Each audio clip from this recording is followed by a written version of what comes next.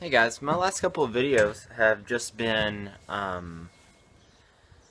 more tours, just showing what I've done in the last couple of videos. Well, today I'm going to solve a problem that I've had for a while. It's just kind of a big undertaking, and it's going to take me a good, probably couple hours to really get it fixed. So let me show you what that is. Here's what we're running into. Got my cabinets here. They work fine. However, whenever I put lumber in the middle aisle, I can't open these bottom drawers, and I keep things I need in those bottom drawers. So what I've decided I want to do is I want to create a little garage underneath from the air compressor all the way up to the door.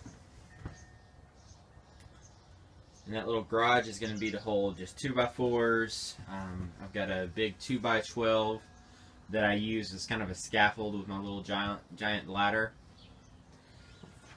So that means I've got to unbolt all these cabinets, raise them up, create a platform for them, and then that's going to cause a problem here with my hose reels, everything like that, because everything's going to move up about 6 inches. I figure about a 5.5 inch garage, so 1/2 inch plywood on top, give a base for all to sit on will give me enough room. I mean, more room's always better, but whenever you're working in a tight space like this, you have to figure out what's just enough.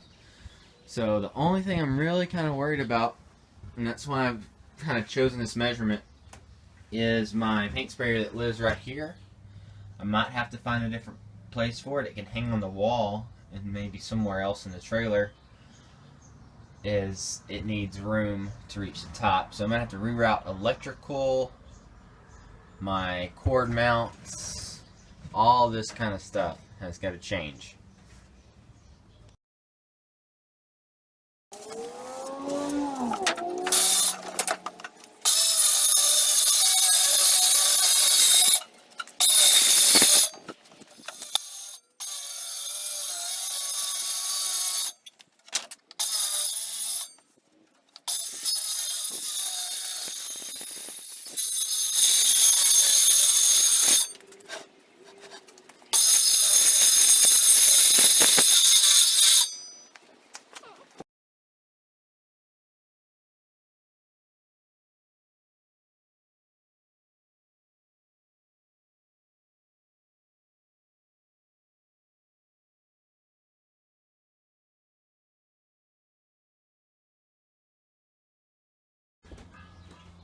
No, you have to stay down there or Mommy will have to put you in the stroller.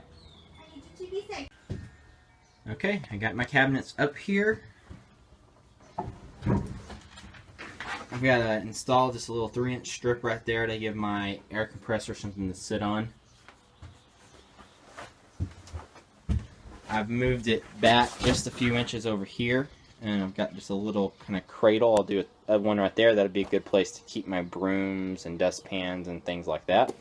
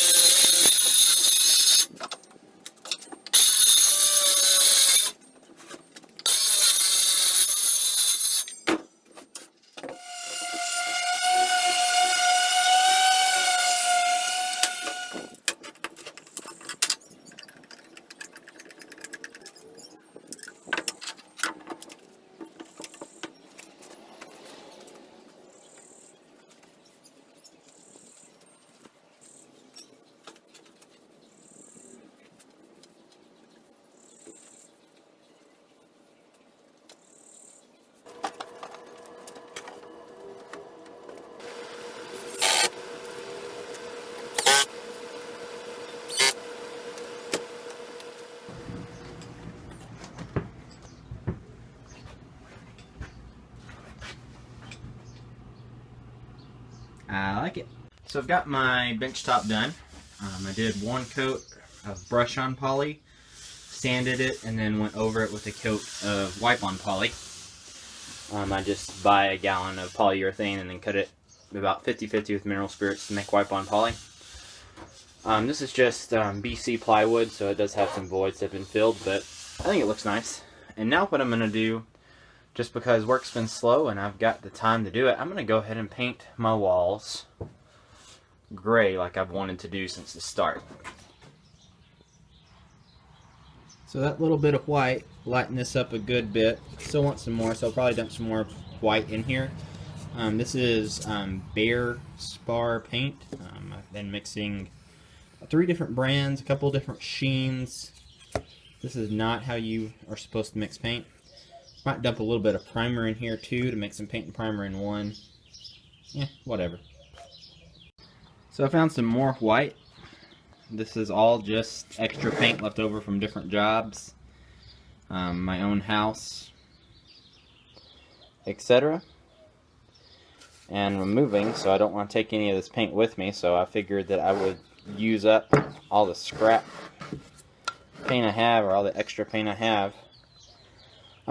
If you do this, and you find a color you like, and you ever run into a time where you need some more of it, just paint it on like a scrap piece of wood, and you can take it into like Home Depot or Lowe's, and they can match it for you in the store.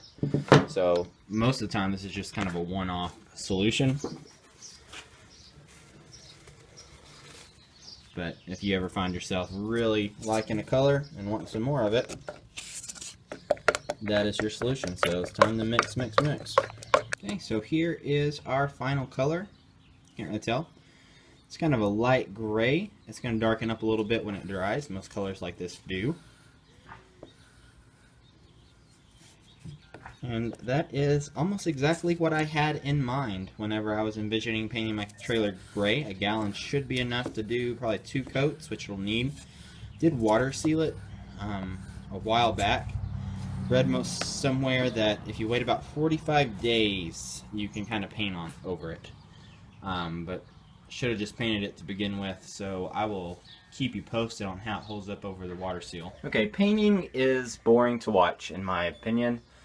And the Idaho Painter does wonderful paint tips if you're looking to learn how to paint.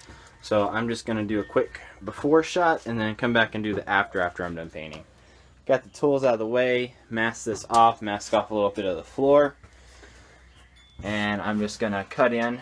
I'm pretty decent at cutting in, so I don't have to tape off everything. I just don't want paint on my nice new Workbench top. If you're looking for a good inexpensive paintbrush, these Stanley paintbrushes with the yellow, I've got a couple of these and gone through a couple of these and been very happy with them. I actually kind of like it better than Purdy brush. Wooster is my favorite. Here's my setup, just a paint pan with a 9-inch roller and 3-inch nap. 2.5-inch angled sash brush with a little bit of paint in the bucket, and I've got my lid on my paint back there so it's not going to dry out. So now it's just time to paint. We are done painting the inside of the trailer. I am very pleased with how much better it looks in here. Over here is my Workbench top. I created a little spot for my paint sprayer, and I figured this little wall safe spot, I can hang extension cords there. I have some room to hang something else right here. I don't know what that is, but it gives me options.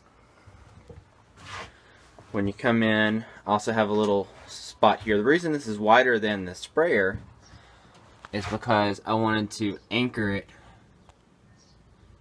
onto the joists right here, and so just to give it that strength, just used pocket screws to put that in place. Nothing special there. Happy with the Workbench top. I think it looks good. And with the walls painted, it definitely looks better in here. And I think it brightens it up just a little bit. So now we're looking out the trailer. Got my doors there. I put hold downs right there. I made it where it kind of fell into a little cradle when I shut a drawer, but because all this is particle board, it just kind of gets ground up after a while. So eventually the particle board will fail and I'll have to build better cabinets. But all this was free, so I used what was free. So you can see that here, I can we'll put just little shelves all the way down, maybe hold small chemicals, spray bottles, glue bottles, etc. Don't know yet. Everyday bags right there. Here, I'm not sure what I want to do. I want to make something to hold my levels in a better spot. If they were held horizontal, they take up less space. Maybe find a place to maybe mount them up here safely. The same thing goes with my big squares. Not a good place to put that right now. My Graco paint square. Oh yeah. So the Graco, little Graco, will fit right there. So I'll just put like a little lip right here for it to sit in so it won't slide out. But that's good, I like that. And then I can put just a couple of cubbies above this for my spray tips, my pump armor. All that can go right there, and that empties up a cubby on my shelving unit behind me. So I think that works good. So this is the trailer as of now. Finally got my brightness set where I like it. It's too bright actually. And yeah. Trailer 1.7.